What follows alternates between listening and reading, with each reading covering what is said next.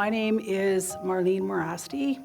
I have been a mental health nurse this is 30 years. What brings me here today is really to talk about my experience with grief. In April of 2019, my son, Andrew, who was 29 at the time, just 29, he started experiencing some symptoms of some really bad headaches and some memory issues was when it became really glaring that something was not right. After spending some time at City Hospital in Saskatoon, we found out that Andrew had a left-sided frontal brain tumor. Well, they said you have an aggressive, what looks like an aggressive tumor, and this is going to require aggressive treatment. So Andrew said, well, what does that mean? And the neurosurgeon at RUH said it means surgery is a recommendation and chemo and radiation. So after that, Andrew said, well, I'm going to be okay after this, right? Like I'm going to have surgery, I'm going to have treatments, and I'm going to be okay. And the doctor said, you know, we can't say for sure, but if this is what we think it is, the prognosis is about 18 months to 2 years.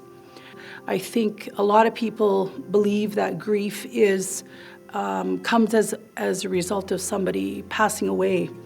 And there's also this other idea, what we call anticipatory grief. So say anticipation of somebody passing away. And grief isn't something that we talk about in society. And it's like, who teaches us about grief and who teaches us about and how to deal with, you know, profound sadness that comes with grief.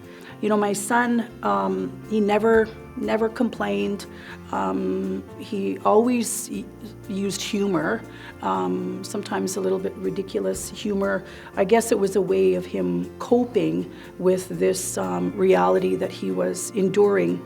And one of the things that he didn't want was he didn't want people around him crying all the time. And he didn't want people emotional around him, which I understand because I think that would be really difficult for him to have to take care of somebody when he's kind of struggling himself. So I really kept my grieving and my sadness secret from him because I was his full-time caregiver. I think that the thing about grief is it's a lonely walk.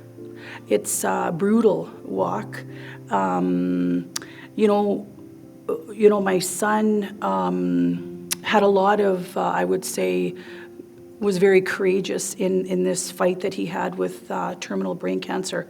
And, you know, I learned a lot from watching him, how he endured this. I have felt that it was important for me, although I have had thoughts of life is unfair.